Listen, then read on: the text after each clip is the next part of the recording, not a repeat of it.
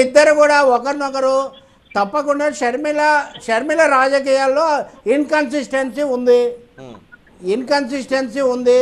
తప్పకుండా ఆమె గతంలో చేసిన దానికి తెలంగాణలో కానీ కాంగ్రెస్లో కానీ రాజశేఖర రెడ్డి కుటుంబంలో కానీ పరస్పర విరుద్ధమైన అంశాలు ఉన్నాయి.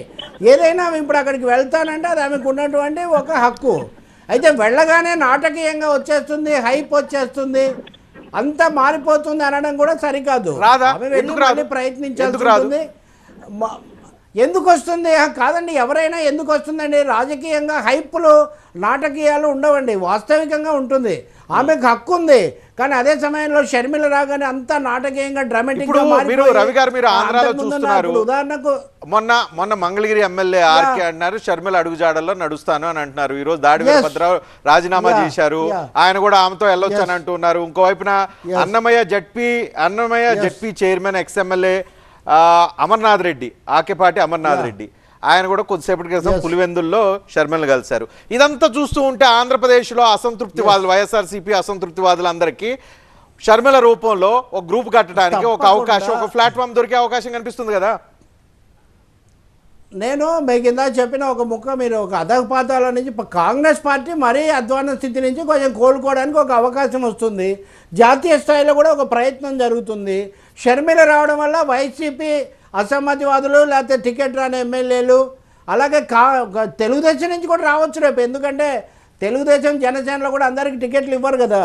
ఒక పునరావాస బిందువుగా ఏర్పడుతుంది కాంగ్రెస్ పార్టీ, అందులో సందేహమేం లేదు. కానీ మొత్తం బలాబలాలు మారిపోతాయా అనేది ఒక పెద్ద ప్రశ్న.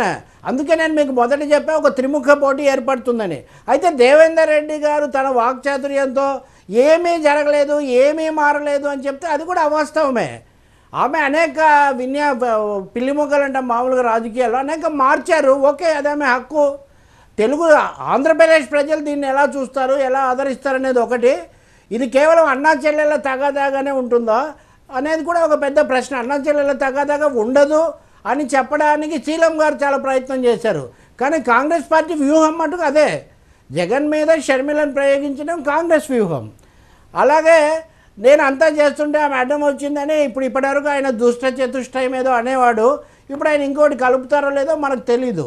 వాళ్ళ మధ్య విభేదాలే లేవు అని దేవేందర్ రెడ్డి చెప్తే, విభేదాలే లేకపోతే ఈరోజు జరిగిన పరిణామాలు చూస్తే కూడా మనకు అది స్పష్టంగా తెలుస్తుంది.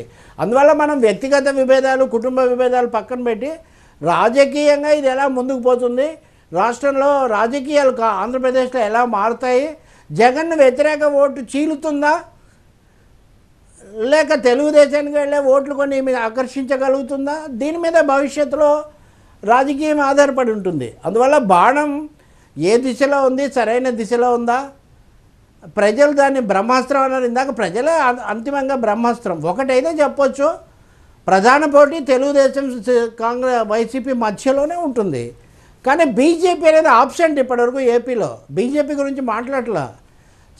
ఇందాక Sharmila Congress biggest secular party అంటున్నారు. సో ఒక లౌకిక పార్టీగా ఒక చిన్న కొత్త శిబిరం వస్తుంది.